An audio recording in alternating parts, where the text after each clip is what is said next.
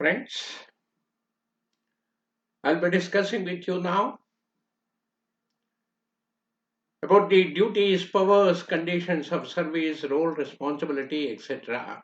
of the Controller and Auditor General of India, who is more commonly known as the CNDG of India. The Controller and Auditor General of India is the constitutional authority responsible for the external and the internal audits of the expenses of the Government of India and the state governments. See, Part 5 of the Indian Constitution describes the role and responsibilities of this office in Chapter 5. So, the Controller and Auditor General of India is one of the few authorities directly appointed by the President of India, and the present CNDG of India is Girish Chandra Murmu. So he is the 14th CNDG of India. The first CNDG of India was Mr. V. Narahari Rao.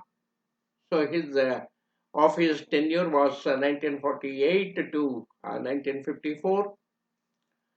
And the CNDG just before the current CNDG, Mr. Girish Chandra Murmu, was Mr. Rajiv Maharshi. So on 7th August 2020, the present CNDG, namely G.C. Murmu, has been appointed as the new Controller and Auditor General of India. So coming to the powers of the Controller and Auditor General of India, Article 148 of the Constitution of India, it establishes the authority of this office. The CNDG is appointed by the President of India. He can be removed only in the manner and on the grounds that a judge of the Supreme Court is removed. The person appointed to this office should take an oath of office before the President.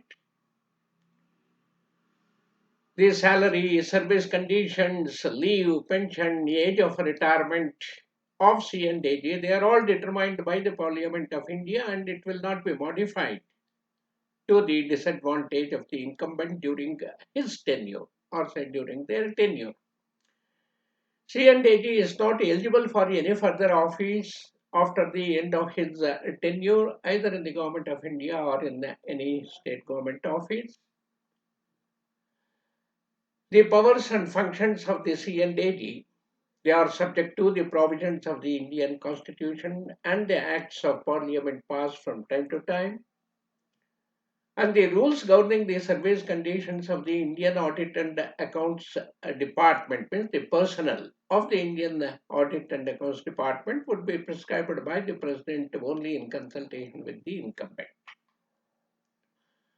The expenses on the administration of this office of CNDG, including all allowances, salaries, pensions, etc., would be charged to the Consolidated Fund of India, and it is not subject to any voting.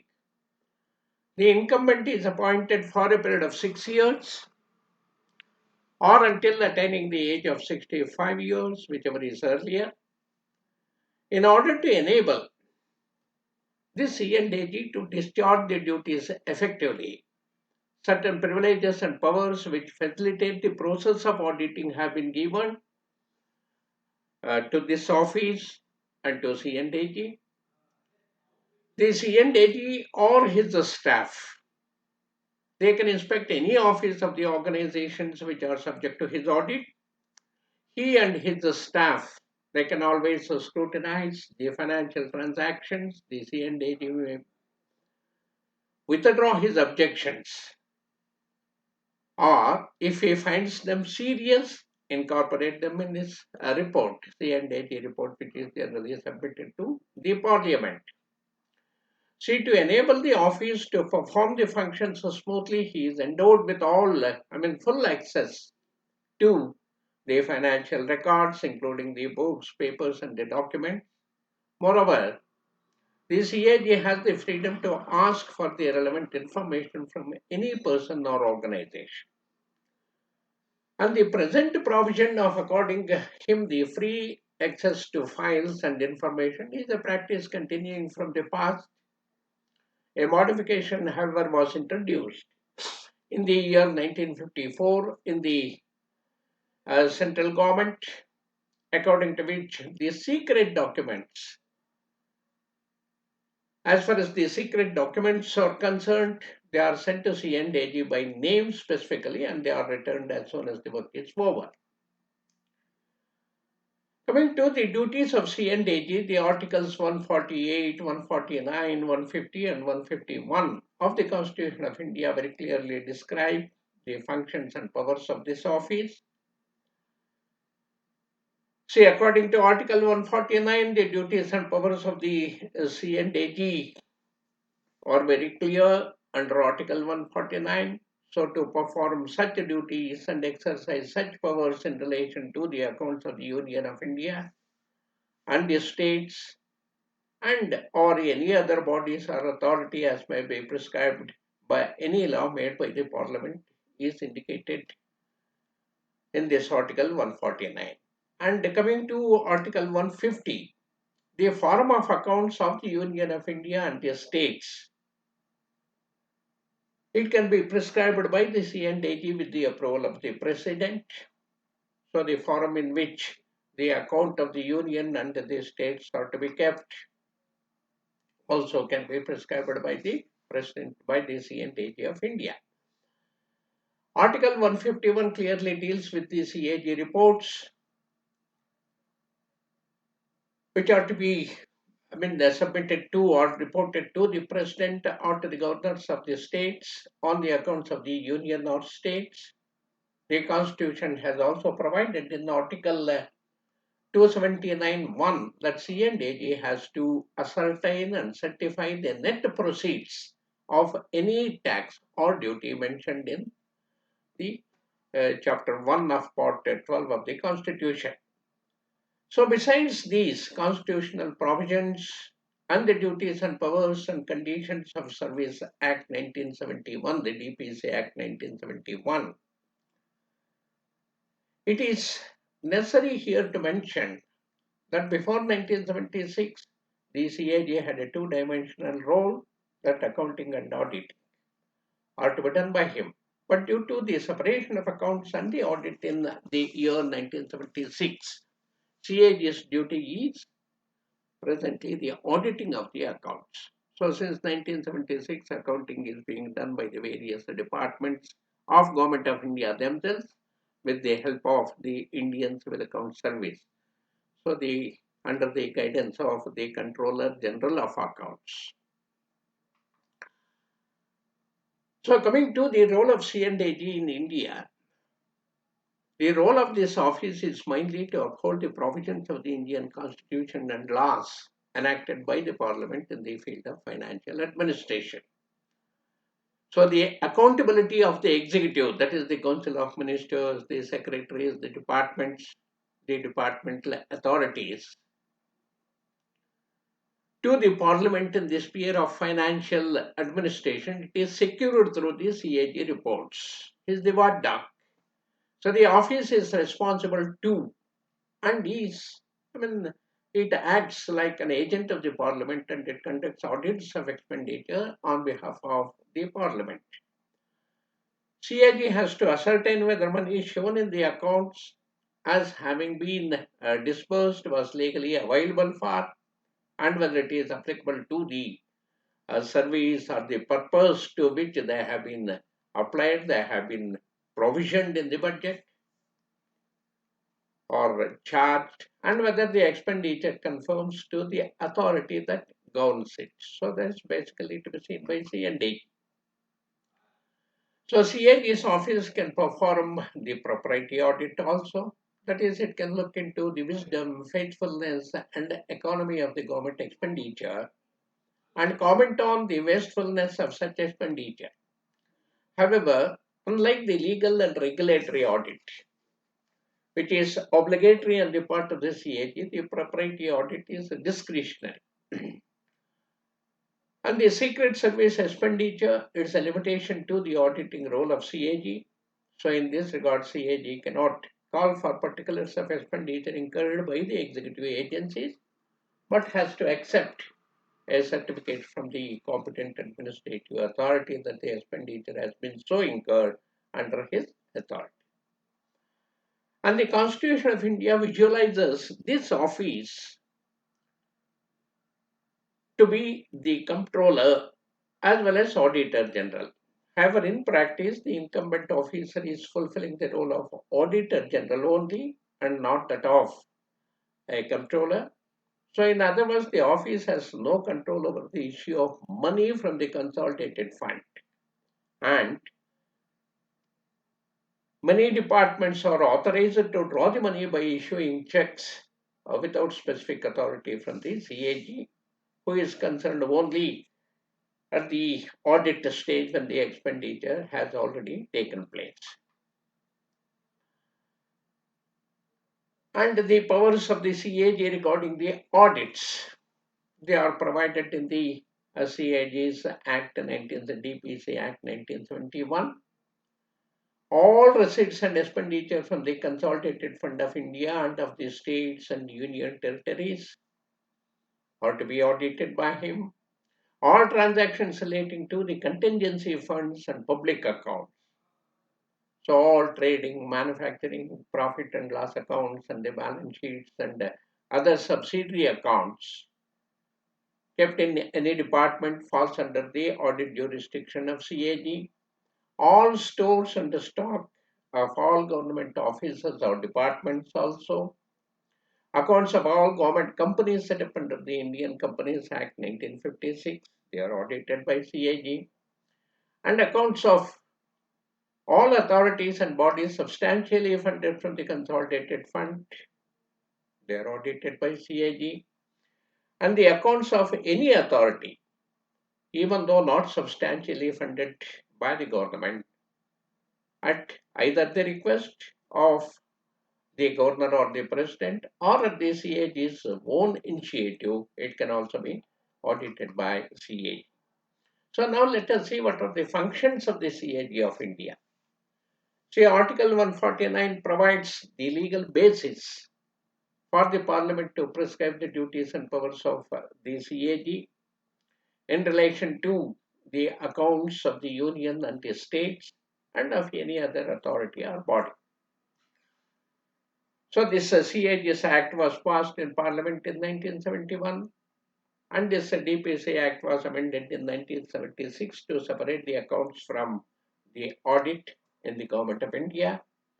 So the duties and functions of the CAG, they are auditing the accounts related to all expenditure drawn from the consolidated fund, contingency fund, and similarly audit of all trading, manufacturing, profit and loss accounts, etc., whatever we have already discussed.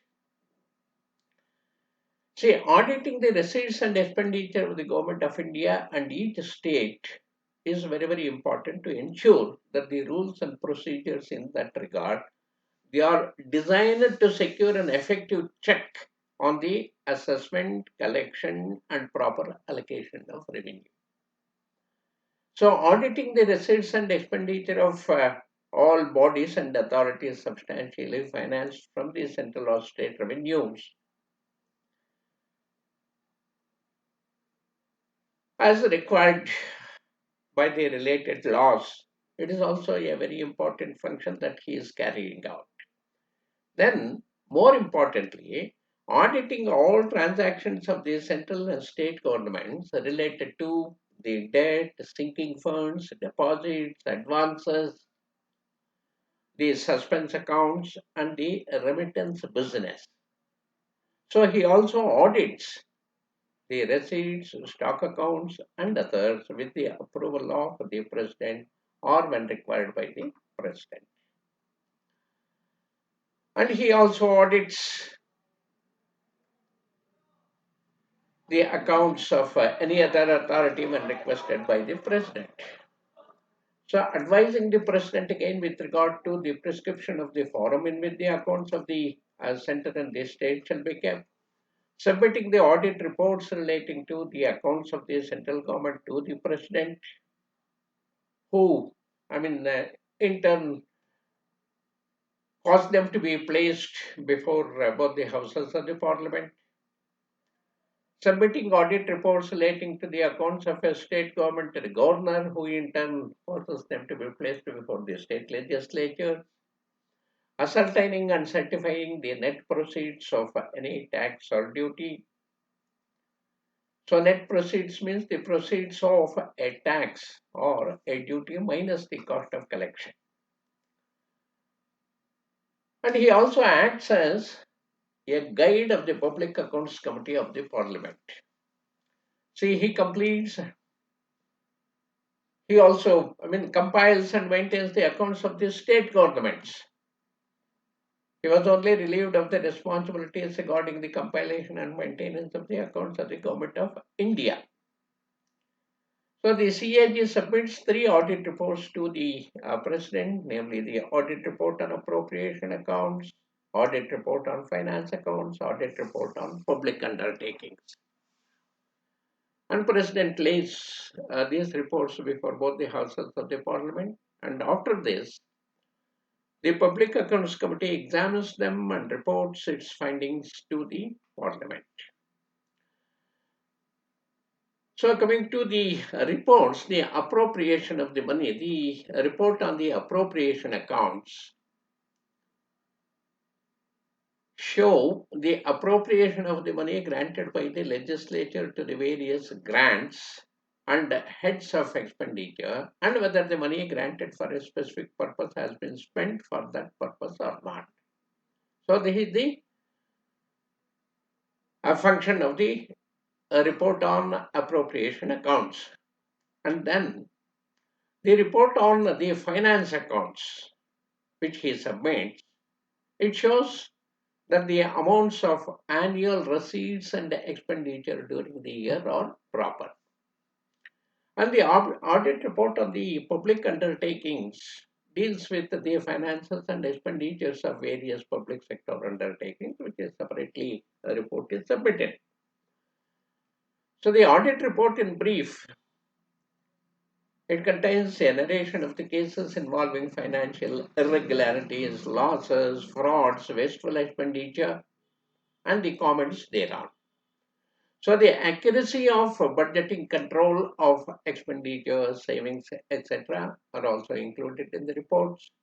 CAG provides the audit paras, criticizing the public expenditures of the departments, and the paras are developed during the post-event scrutiny by the CAG staff and detailed that after having detailed discussions with the senior staff of the departments concerned. So the finalist paras are then brought before the Parliament, where the concerned parliamentary committee that deals with the affairs of a particular ministry or department, it disposes of each para.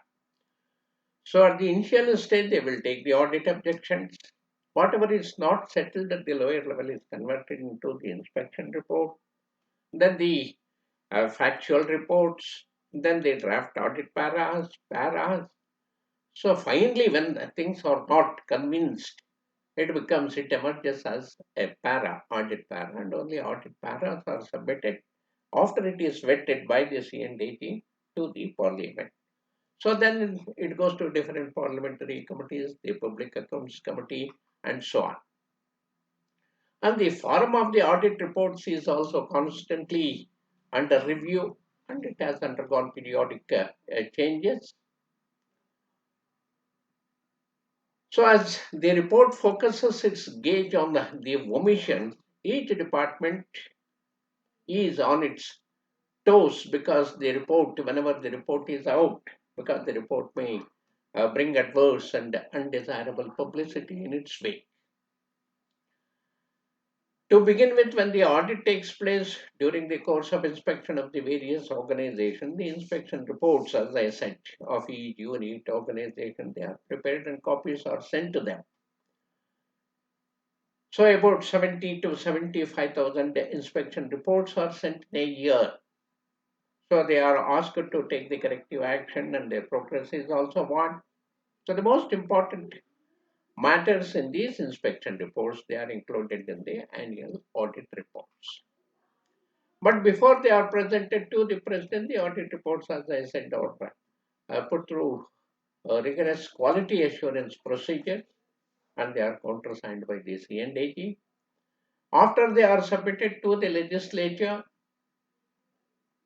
in turn has them over to the for the examination to the concerned committees.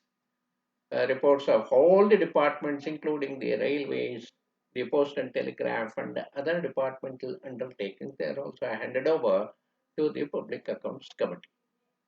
See, the reports relating to the corporations and the companies, they are given to the Committee on Public Undertakings, COP.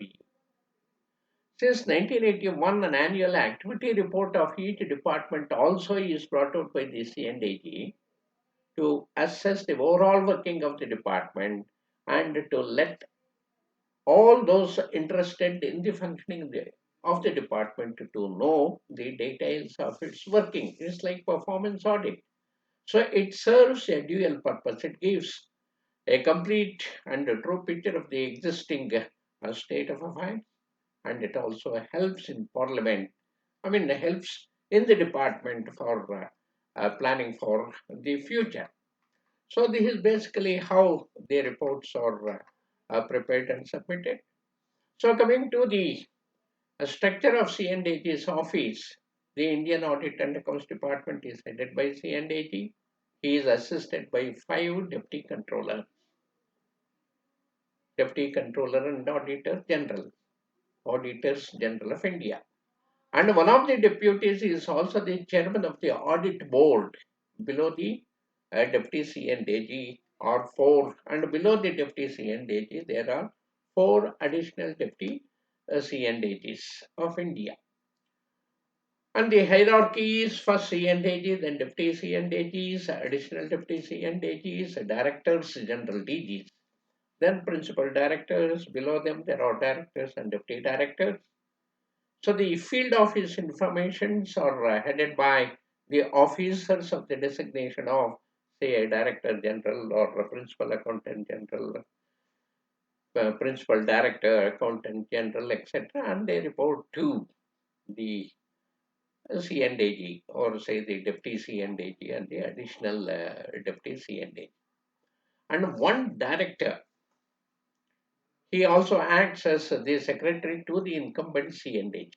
So at the regional level, in various states, there are a number of accountants general who act as the representatives of the CNAG in performing their functional and supervisory responsibilities at the state level. So thank you, friends.